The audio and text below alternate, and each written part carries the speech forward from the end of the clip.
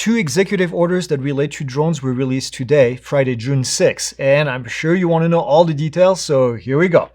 The first one is called the Unleashing American Drone Dominance, and it aims at improving the state of the American drone industry in general. Now, the other one is called Restoring American Airspace Sovereignty, and that talks about counter-UAS.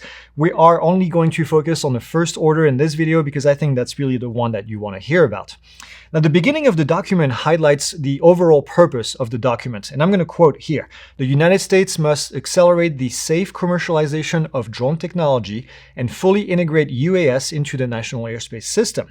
The time has come to accelerate testing and to enable routine drone operation, scale up domestic production, and expand the export of trusted American-manufactured drone technologies to global markets.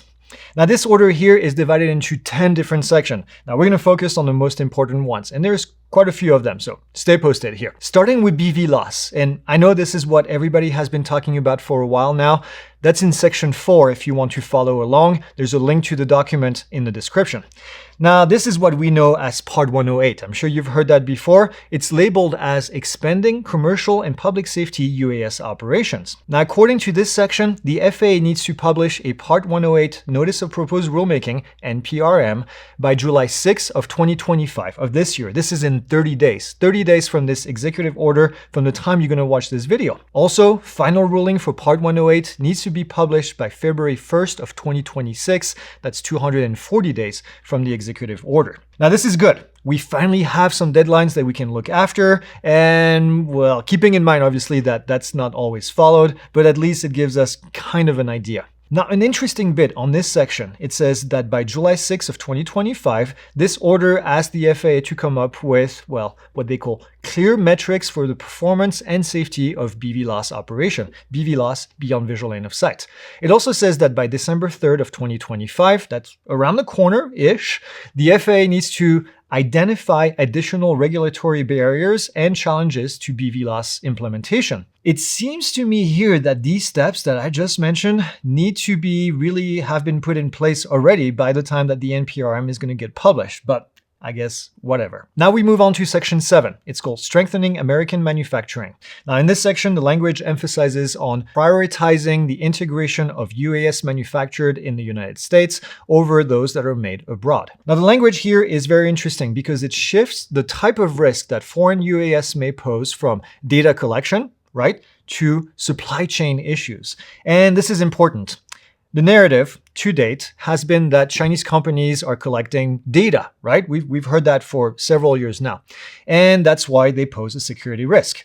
But the text here reads slightly differently, not slightly, quite a bit differently. And I quote, "In order to protect the integrity of America's drone supply chain and ensure our technology remains secure from undue foreign influence and exploitation, by July 6 of 2025, the Federal Acquisition Security Council shall publish a covered foreign entity list identifying companies that pose supply chain risks." Now keep in mind here, that covered list here that we're talking about is the one that prevents anyone in a federal agency or with federal funding from purchasing drones off the list. This is not the FCC list that we discussed before, if you've been following us, that would ban DJI drones from being used by civilian users, aka you. Also, this seems to be a much easier goalpost to reach for the anti-China organizations out there than it was before when they were talking about accusation of data collection. Now, the last piece here is also very important, and I quote, "To ensure that our vital component remain under American control and free from national security risk, by September 4th of 2025, the Secretary of Commerce shall take actions, including proposing rulemaking and conducting investigation to secure the United States drone supply chain against foreign control or exploitation." If you want the pessimistic take on this little bit right here, Chinese drones, specifically DJI, get added to the covered list by July, and or the Department of Commerce comes up with an NPRM that is designed to ban Chinese drones based on the fact that they create a risk to the supply chain. But keep in mind, this would not affect civilian users, only those that have federal funding. Now, the optimistic take on this is that DJI is not technically a supplier of vital components, and this appears to really focus on part manufacturers. Now, this section here, despite being somewhat vague, I think is a good thing, okay? We need strong American manufacturing, there's no question about this, but not at the cost of destroying the entire industry. Something that we've actually been advocating for years now. Moving on to the next thing, Section 8, which is labeled Promoting the Export of American-Made Civil UAS. Civil is kind of a keyword here. This section focuses on expediting the export of American-made civil UAS to countries other than our adversaries. Now, this one actually makes a lot of sense. The proposal here to accomplish this includes a few things: direct loans and loan guarantees, equity investment and co-financing, political risk insurance and credit guarantees, technical assistance, feasibility studies and grant mechanisms, market access facilitation, and then lastly, any incentive mechanism that are authorized by law. Now, this section I think is actually good if it's done correctly and without any grift, okay? Very important here. Next section is Section 5, which deals with test ranges. Now, I know I'm going kind of out of order, but there's a reason for this. This right here orders the creation of a roadmap to integrate UAS into the national airspace system. Now, this would need to be done by February 1st of 2026. This is also, I think, a no-brainer, quite frankly. It would support the development, the testing, and the scaling of American drone technology with a focus on BVLOS operation, autonomous operation, advanced air mobility, and other advanced operation. I say, you know what? Let's do this. This is a good idea.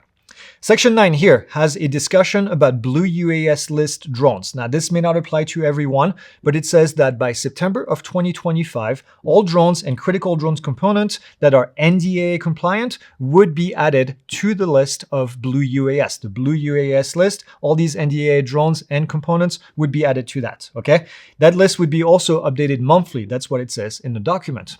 There are a bunch of additional bullets, so if this applies to you, I recommend that you go read the document. It's a bit more of a niche thing for the people that watch our channel, but there is some interesting information. I don't think there is anything bad. One last nugget here. This also orders the FAA to start using AI tools in order to, and I quote, assist and expedite the review of UAS waiver applications. This would have to be done by October 4th of 2025. In that same section, it also says that AI needs to be used in order to identify certain operations that could be completed without a waiver through potentially the use of rulemaking. Here's an example of when this could have happened for situations like night operations, for example. We used to need to have a waiver. Now we don't. Basically, what they're saying is use AI to do things like this on other areas of operation. All in all, we think this is mostly positive for the industry.